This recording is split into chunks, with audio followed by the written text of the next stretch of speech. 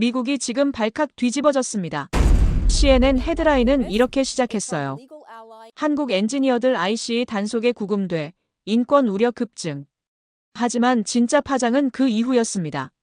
사건 직후 SNS에는 단 하루 만에 미국은 무너졌다라는 해시태그가 1200만 건 이상 확산됐고, 안젤리나 졸리는 산세바스티안 영화제에서 저는 제 나라를 사랑합니다.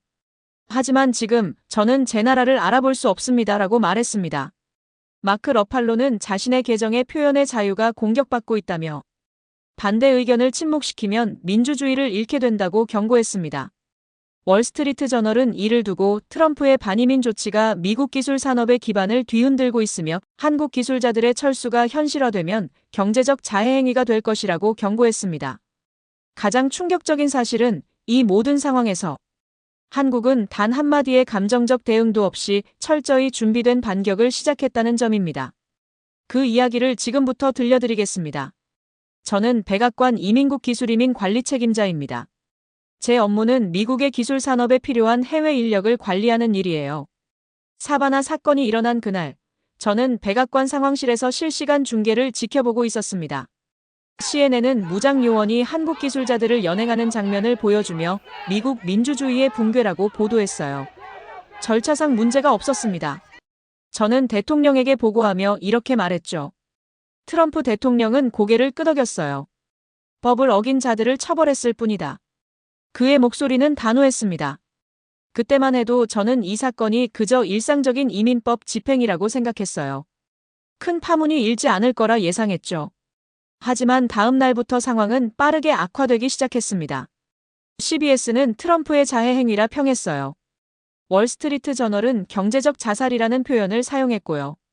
제 책상 위 모니터에는 소셜미디어 반응이 실시간으로 업데이트됐습니다. 올리비아 와일드가 먼저 목소리를 높였어요. 이것은 미국이 아니다. 그녀의 글은 1시간 만에 200만 번 이상 공유됐죠. 페드로 파스칼도 나섰습니다. 이민자들이 있어 미국은 위대했다. 그의 발언에 할리우드 배우들이 줄줄이 동참했어요. 스파이크 리는 더 직설적이었죠. 기술자들을 풀어주라. 지금 당장. 이게 정말 단순한 이민 문제일까? 저는 처음으로 의문이 들었습니다. 독일 외무부까지 나서서 동맹국을 향한 무례함은 국제 질서에 반한다고 공개 성명을 발표했어요. 프랑스, 영국도 비슷한 입장을 밝혔습니다. 유럽연합은 긴급회의를 소집했고요. 회의실에 앉아 각국의 반응을 분석하면서 제 가슴 한편에는 불안감이 자리 잡기 시작했어요. 이건 단순한 행정조치가 아니었습니다. 무언가 훨씬 더 크고 심각한 일이 벌어지고 있었죠. 저는 자료를 정리하다 문득 고개를 들었어요. 상황실 TV에서는 조지아주 현지 상황이 중계되고 있었습니다. 현대차 공장 앞에 모인 지역 주민들의 항해 시위였어요. 우리는 한국인들이 필요합니다. 그들의 외침이 화면을 통해 들려왔습니다. 저는 그 순간 깊은 한숨을 내쉬었어요. 이건 생각보다 훨씬 복잡한 상황이 되고 있었죠. 특히 놀라웠던 것은 전 세계가 들끓는 와중에도 한국 정부는 침묵을 유지하고 있다는 점이었습니다. 백악관 참모들은 이를 두고 한국이 굴복했다고 해석했어요. 안보보좌관 마이크는 회의에서 의기양양하게 말했죠. 보세요. 그들은 감히 항의조차 못합니다. 그러나 저는 그렇게 생각하지 않았어요. 20년간 외교 일을 하면서 배운 게 있다면 때로는 침묵이 가장 강력한 메시지가 될 수 있다는 점이죠. 저는 창밖을 내다보며 생각했습니다. 이건 굴복이 아니야. 그들은 지금 무언가를 준비하고 있어. 우리는 더 조심해야 합니다. 저는 회의에서 주장했어요. 하지만 아무도 귀 기울이지 않았습니다. 그들의 눈에는 승리의 기쁨만 있었죠. 저는 창밖을 바라보며 이 사건이 가져올 폭풍을 예감했어요. 폭풍 전의 고요함처럼 한국의 침묵은 무언가를 예고하고 있었습니다. 제 휴대폰이 울렸어요. 메시지는 짧았습니다. 조지아 상황 악화. 즉시 현장 확인 요망. 저는 가방을 챙겨 회의실을 나섰죠. 앞으로 벌어질 일을 전혀 예상하지 못한 채로요. 진짜 사건 다시 조지아의 붕괴. 2025년 9월 새벽 4시, 저는 벨소리에 잠에서 깼습니다. IC 요원 247명 투입 완료, 조지아 현대차 공장 확보했습니다. 작전 책임자 잭슨의 목소리가 전화기를 통해 들려왔어요. 저는 침대에서 벌떡 일어났죠. 구체적인 상황은 어떻습니까? 제 목소리에는 긴장감이 묻어났습니다. 모든 한국인 기술자들을 확보했습니다. 총 317명이에요. 지금 연방구치소로 이송 중입니다. 저는 서둘러 옷을 갈아입고 상황실로 향했어요. 도착했을 때 모니터에는 충격적인 장면이 펼쳐지고 있었습니다. 수갑을 찬 한국 기술자들, 죄수복을 입히는 과정, 감옥용 번호표를 목에 걸고 있는 엔지니어들. 그들의 얼굴에는 혼란과 공포가 가득했죠. 저는 자료를 빠르게 훑어봤어요. 그 중에는 MIT에서 박사학위를 받은 연구원도 있었습니다. 15년 이상 미국에 기여해온 설계 전문가도 있었고요. 모두 불법 체류 의혹이라는 이름 아래 연행되었습니다. 저는 입술을 깨물었어요. 이건 말도 안 되는 일이었죠. 이들의 체류 상태를 재확인해 주세요. 저는 보좌관에게 요청했습니다. 결과는 충격적이었어요. 이들 대부분은 합법적인 비자를 소지하고 있었습니다. 단지 행정적 오류나 사소한 서류 누락이 있었을 뿐이었어요. 어떤 이들은 단순히 비자 갱신 신청 중이었죠. 저는 즉시 애틀랜타 연방구치소로 향했어요. 도착하자마자 저는 더 큰 충격에 빠졌습니다.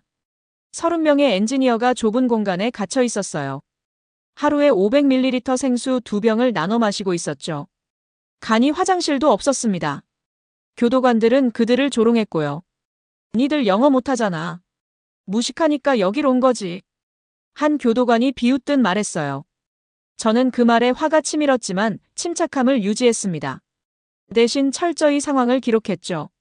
저기요, 당신들은 이 사람들이 누군지 알고는 있나요? 저는 교도관에게 물었어요. 저 사람은 MIT 출신 박사고 저기 있는 분은 나사와 함께 우주 프로젝트를 진행한 엔지니어입니다. 교도관은 무표정한 얼굴로 대답했습니다. 여기선 모두 죄수일 뿐이에요. 저는 그곳을 떠나며 깊은 한숨을 내쉬었죠. 호텔로 돌아와 TV를 켰습니다. CNN, BBC, 뉴욕타임스는 이 장면을 실시간으로 전 세계에 중계하고 있었어요. 기사 제목은 하나같이 충격적이었습니다. 미국의 치욕, 민주주의의 몰락, 인권 침해의 현장. 저는 상세한 보고서를 작성했어요. 그들이 어떻게 대우받고 있는지, 어떤 조건에 놓여 있는지 모든 것을 기록했습니다. 그리고 백악관에 긴급 보고를 요청했죠. 이건 단순한 이민 문제가 아니었어요. 이건 인도적 위기였습니다. 백악관으로 돌아오는 길에 저는 라디오에서 트럼프 대통령의 발언을 들었어요. 이민 단속의 성공적인 사례라고 자평하는 목소리였죠. 저는 라디오를 꺼버렸습니다. 이건 성공이 아니었어요. 이건 실패였습니다. 우리의 가치를 저버린 행동이었죠. 내부 회의에서 저는 침묵을 지켰어요. 말하고 싶은 것이 너무 많았지만 지금은 때가 아니라고 판단했습니다. 대신 저는 철저히 문서화 작업을 진행했죠. 언젠가는 이 모든 것에 대한 책임을 져야 할 테니까요. 저녁, 저는 호텔방에 앉아 창밖을 바라봤어요. 애틀랜타의 밤하늘은 평화로워 보였지만 저는 그 아래에서 벌어지는 고통을 알고 있었습니다. 317명의 엔지니어들, 그들의 가족들, 그들이 일하던 공장의 동료들. 그들 모두가 지금 고통받고 있었죠. 그리고 저는 이 모든 일의 한 부분이었습니다. 이건 바로 잡아야 해. 저는 창문에 이마를 기대며 중얼거렸어요. 그때 제 휴대폰이 울렸습니다. 발신자는 백악관이었어요. 긴급 상황 보고. 한국 측 반응 감지됨. 착각의 대가. 한국은 아직도 아무 반응이 없나요? 트럼프 대통령이 백악관 상황실에서 물었습니다. 저는 파일을 넘기며 대답했어요. 공식적으로는 그렇습니다, 대통령님. 어떤 항의나 성명도 없었죠. 트럼프 대통령은 만족스러운 미소를 지었습니다. 봐라, 이게 바로 우리의 힘이야. 한국은 끝났다. 그가 손뼉을 치며 말했어요. 그들은 항해 한마디도 못하지 않나? 우리가 이긴 거지. 회의실에 있던 다른 참모들도 고개를 끄덕였습니다. 안보 보좌관 토니는 심지어 웃음까지 지었어요. 아시아인들은 항상 그렇죠. 충돌을 피하기만 하니까요. 하지만 저는 불안했습니다. 20년간의 외교 경험으로 볼 때 이건 정상적인 상황이 아니었어요. 강대국의 압력 앞에서도 주권 국가는 최소한의 항의는 하기 마련이었죠. 특히 한국 같은 경제 강국은요. 회의가 끝난 후 저는 국무부 한국 담당자 앤드류를 찾아갔습니다. 우리는 국무부 카페테리아에서 만났어요. 한국 외교부와 접촉해봤나? 제가 물었죠. 앤드류는 커피를 휘저으며 고개를 저었습니다. 그게 문제야. 아무도 전화를 받지 않아. 그가 목소리를 낮추며 말했어요. 대사관도 문을 닫았어. 직원들은 모두 떠났고. 뭐라고? 저는 놀라움을 감추지 못했습니다. 커피잔을 떨어뜨릴 뻔했어요. 이건 단순한 침묵이 아니라 외교적 단절을 의미했죠. 저는 사무실로 돌아와 윈도우에 기대어 생각에 잠겼습니다. 햇빛이 반사된 포토맥강이 보였어요. 평화로운 풍경과 달리 제 마음은 폭풍우가 치는 것 같았습니다. 이건 사건이 아니라 전쟁의 전조야. 저는 작은 소리로 중얼거렸어요. 저는 CIA 아시아 담당 분석가 줄리아에게 긴급 만남을 요청했습니다. 우리는 조지타운의 한 카페에서 만났어요. 저녁 7시였죠. 조명이 어두운 구석자리, 우리는 속삭이듯 대화했습니다. 어떻게 생각해? 제가 물었어요. 줄리아는 커피를 한 모금 마시고 대답했죠. 한국은 지금 무언가를 준비하고 있어. 이런 침묵은 그들의 스타일이 아니야. 특히 국가적 자존심이 걸린 문제에서는. 그럼 왜 움직이지 않는 거지? 저는 손가락으로 테이블을 두드리며 물었어요. 그들은 움직이고 있어.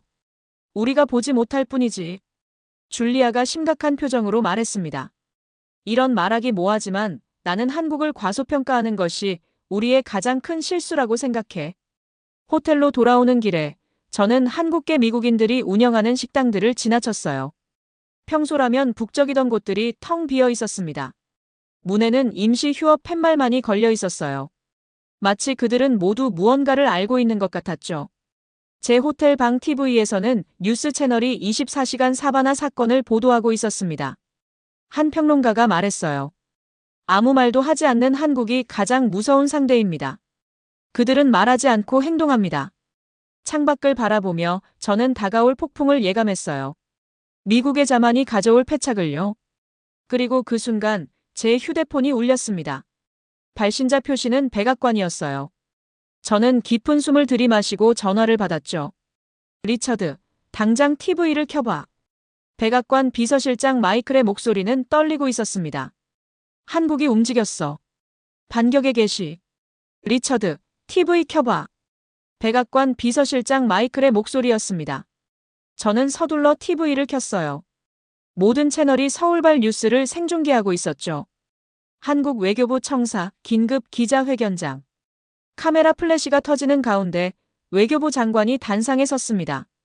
대한민국 정부는 미국 내 한국 기술자들에 대한 불법적 구금과 비인도적 처우를 강력히 규탄합니다. 그의 목소리는 감정 없이 냉정했어요. 이는 단순한 행정 실패가 아니라 조직적인 인권 유린입니다. 저는 숨을 들이켰습니다. 차분하지만 날카로운 언어가 화살처럼 꽂히는 느낌이었어요. 그의 표정은 평온해 보였지만 그 안에 담긴 분노는 명확했죠. 우리는 주미대사를 즉시 소환하기로 결정했습니다. 또한 미국 내 모든 한국 기업의 투자를 전면 재검토할 것입니다. 그가 계속해서 말했어요. 제가 백악관에 도착했을 때 상황실은 이미 전쟁터가 되어 있었습니다. 모든 전화기가 울리고 참모들은 분주히 움직였어요. 트럼프 대통령은 얼굴이 불그락푸르락한 채로 소리치고 있었죠. 어떻게 감히 이런 짓을 할 수 있어? 그들은 우리에게 의존하고 있는데. 그가 테이블을 내리치며 말했어요. 저는 조용히 대답했습니다. 대통령님, 그들은 더 이상 우리에게 의존하지 않습니다. 제 말에 방안이 순간 조용해졌어요. 그날 오후 삼성, 현대, LG, SK는 공동성명을 발표했습니다. 각 회사 CEO들이 나란히 선 모습이 TV에 비쳤어요.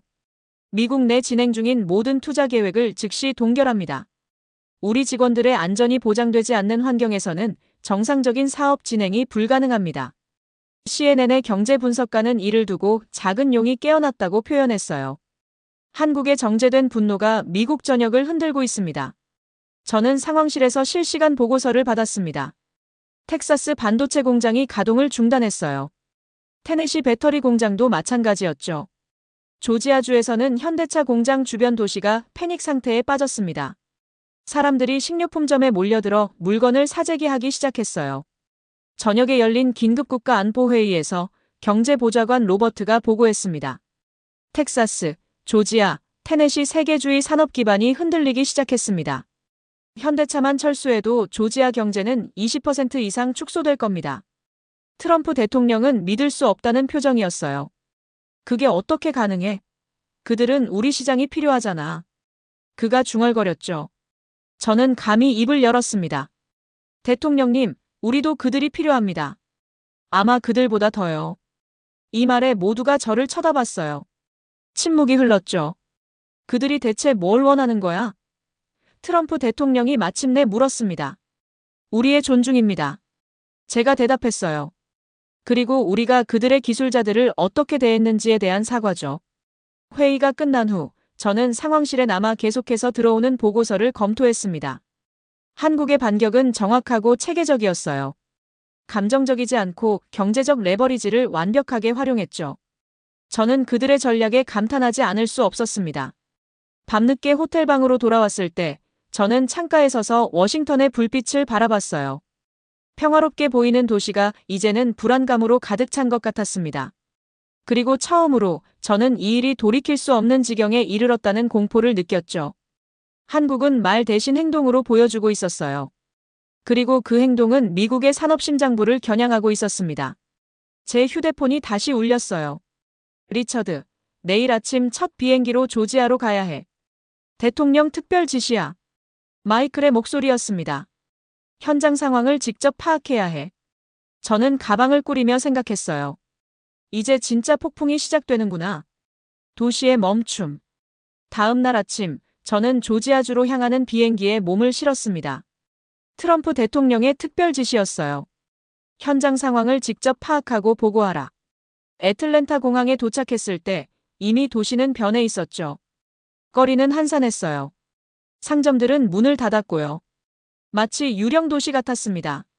현대차 공장으로 향하는 길에 저는 놀라운 광경을 목격했어요. 평소라면 활기차게 돌아가야 할 생산 라인이 완전히 멈춰 있었습니다. 수천 명의 노동자들이 공장 앞에 모여 있었어요. 그들의 표정은 불안과 분노가 뒤섞여 있었죠. 어떻게 된 거죠?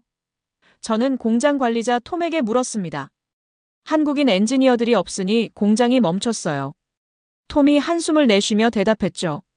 우리는 기계를 돌릴 수 있지만 그 미세한 조정과 품질 관리는 그들의 노하우입니다.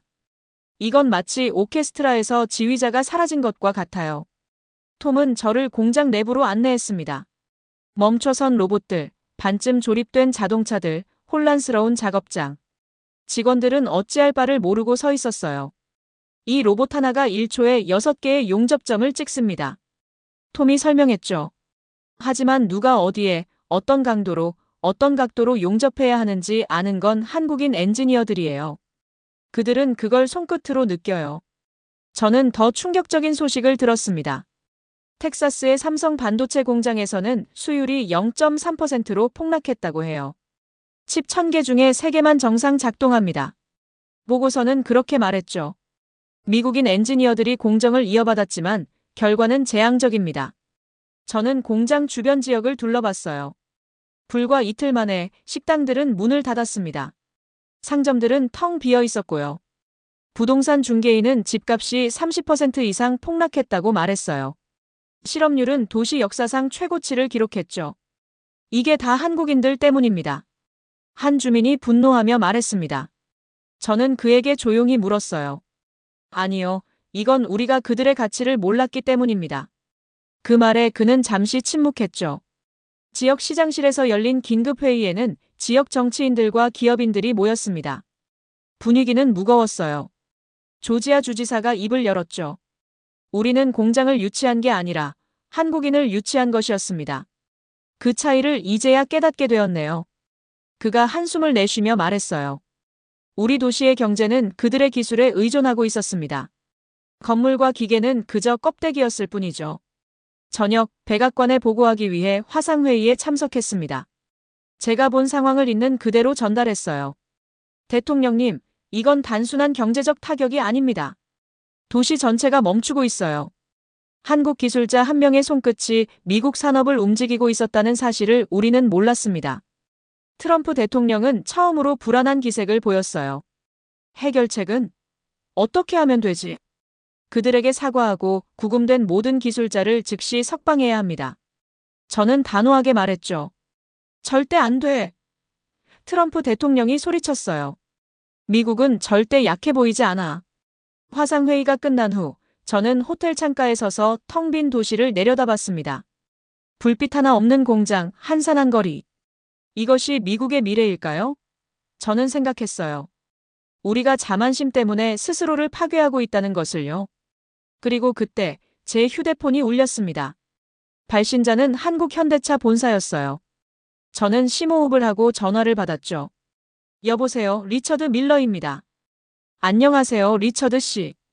전화 너머로 현대차 부회장의 차분한 목소리가 들려왔습니다.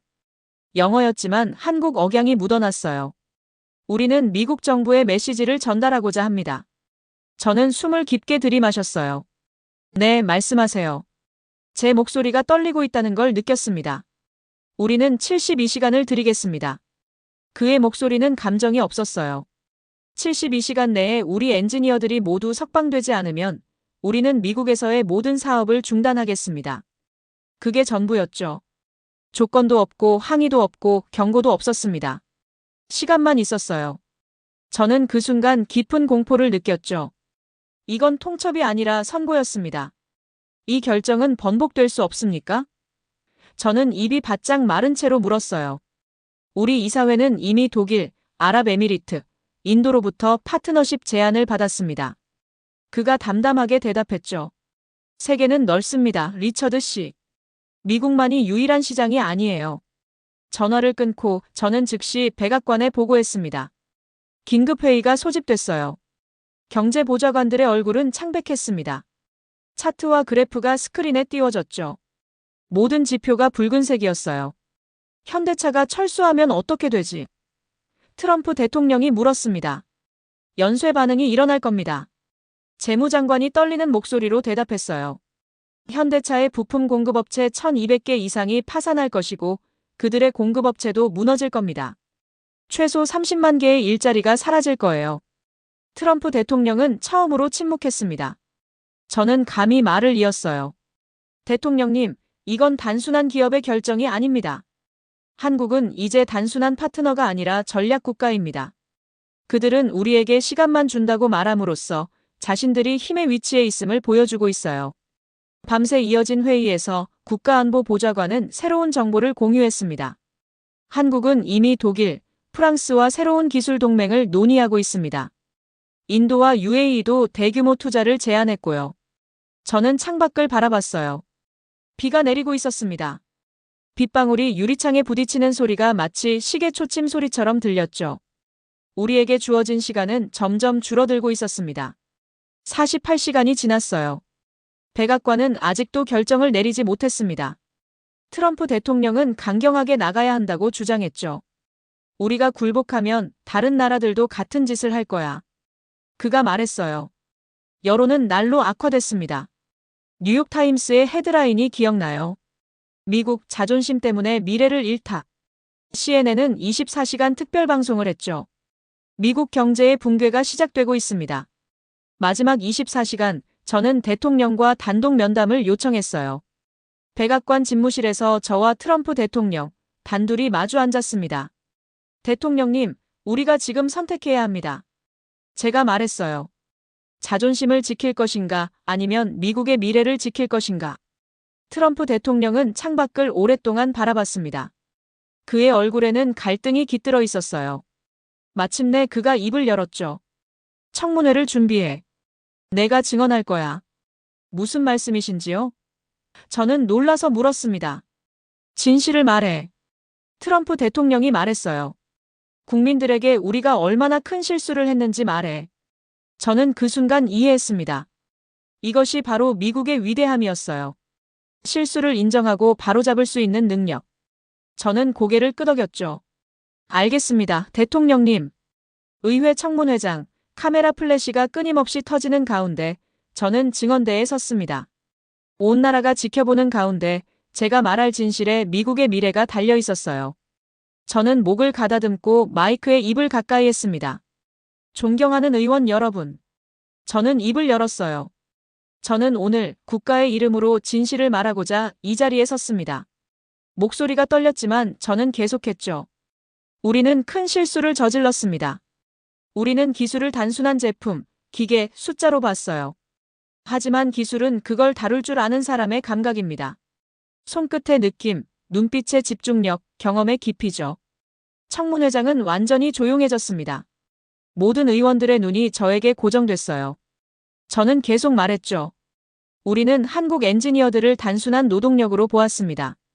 하지만 그들은 우리 산업의 심장이었어요. 그들이 없는 공장은 영혼 없는 껍데기에 불과합니다. 제 뒤에 있는 스크린에는 멈춰선 공장들, 실직한 노동자들, 폐업한 상점들의 사진이 슬라이드쇼로 보여지고 있었죠. 사바나 사건에서 우리는 317명의 엔지니어를 체포했습니다. 그들 중 92%는 완벽하게 합법적인 비자를 가지고 있었어요. 나머지도 단순한 행정 오류였죠. 그들은 범죄자가 아니었습니다. 그들은 미국을 위해 일하던 전문가들이었어요. 의원 한 명이 손을 들었습니다. 밀러 씨, 그렇다면 미국은 이제 어떻게 해야 합니까? 우리는 그들에게 사과해야 합니다. 저는 단호하게 말했어요. 구금된 모든 엔지니어를 즉시 석방하고 부당한 대우에 대해 배상해야 합니다. 그리고 가장 중요한 것은 우리가 배워야 한다는 거죠. 기술은 숫자가 아니라 사람이라는 사실을요.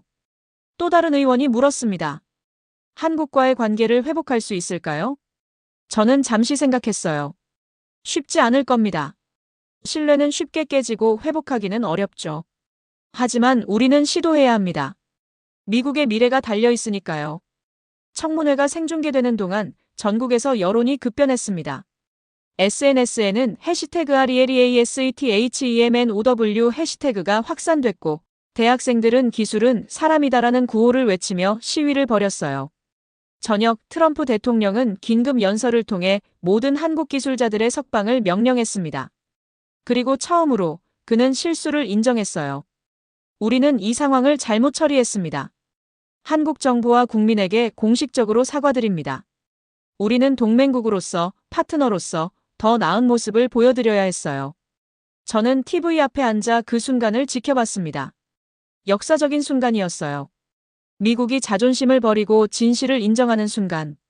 이것이 진정한 강대국의 모습이라고 생각했죠. 그리고 그때 제 휴대폰이 울렸습니다. 다시 현대차 부회장이었어요. 감사합니다, 리처드 씨. 그가 말했습니다. 당신은 진정한 용기를 보여주셨어요. 저는 목이 메어 대답하지 못했습니다. 다만 고개를 끄덕였죠. 비록 그가 볼 수 없다는 것을 알면서도요. 미국의 공식 사과 다음 날 서울에서는 한국 정부의 기자회견이 열렸습니다. 저는 백악관 상황실에서 그 장면을 지켜봤어요. 한국 외교부 장관은 차분하게 말했죠. 우리는 미국의 사과를 받아들입니다. 그러나 이번 사건을 계기로 대한민국은 기술 독립의 새 시대를 열 것입니다. 우리는 누구에게도 의존하지 않습니다. 같은 날 삼성, 현대, LG, SK 등 한국 대기업들은 공동선언을 발표했어요. 기술은 돈이 아니라 신뢰입니다. 우리는 앞으로 신뢰할 수 있는 파트너들과만 협력할 것입니다. 그것은 표면적으로는 부드러웠지만 실질적으로는 단호한 선언이었습니다. 한국은 더 이상 미국 중심의 기술 생태계에 종속되지 않겠다고 선언한 거죠. 저는 그 의미를 깊이 이해했어요. 이후 2주 동안 놀라운 변화가 일어났습니다. 한국 기업들은 유럽, 중동, 남미와 새로운 협약을 체결했어요. 기술 패권의 중심이 미국에서 한국으로 이동하기 시작했죠. 백악관에서는 위기 대응 회의가 연일 이어졌습니다. 우리는 어떻게 그들을 다시 데려올 수 있을까? 트럼프 대통령이 물었어요. 그의 목소리에는 절박함이 묻어났죠. 저는 대답했습니다. 대통령님, 그들은 돌아오지 않을 겁니다. 적어도 예전의 조건으로는요. 우리는 이제 동등한 파트너로서 그들과 새로운 관계를 구축해야 합니다. 저는 백악관을 나서며 마지막 보고서를 작성했어요. 우리는 기술을 사려 했지만 사람의 가치를 배워야 했습니다. 한국은 우리에게 중요한 교훈을 주었어요. 진정한 힘은 무력이나 경제력이 아니라 사람과 신뢰에 있다는 것을요. 그 보고서는 나중에 밀러 독트린이라는 이름으로 알려지게 됐죠. 미국의 기술 외교 정책을 근본적으로 바꾼 문서였습니다. 6개월 후 저는 서울에서 열린 글로벌 기술 포럼에 미국 대표로 참석했어요. 제가 무대에 오르자 처음에는 긴장된 침묵이 흘렀습니다. 하지만 제가 발표를 마쳤을 때 관객들은 모두 일어나 박수를 쳤죠. 그건 저를 위한 박수가 아니라 미국과 한국의 새로운 관계를 위한 박수였습니다. 회의장에서 만난 한국 엔지니어 중 한 명이 저에게 말했어요. 리처드 씨, 당신은 그날 진실을 말했습니다. 기술은 사람입니다. 저는 고개를 끄덕였어요. 그리고 사람은 존중받아야 합니다. 우리는 서로의 눈을 바라보며 웃었죠. 두 나라 사이의 깊은 상처가 조금씩 아물어가고 있다는 것을 느낄 수 있었습니다. 그날 밤 서울의 높은 빌딩에서 도시의 불빛을 바라보며 저는 생각했어요. 미국은 스스로 무너지고 있었지만 그 과정에서 새로운 교훈을 배웠습니다. 진정한 힘은 협력에 있다는 것을요. 그리고 때로는 가장 조용한 목소리가 가장 큰 변화를 가져온다는 사실을요. 이제 우리는 새로운 규칙으로 세계를 바라봅니다. 기술은 단순한 도구가 아니라 문화이고 사람이며 관계입니다. 이것이 사바나 사건이 우리에게 가르쳐준 가장 값진 교훈이었어요. 그리고 저는 그 교훈을 결코 잊지 않을 겁니다.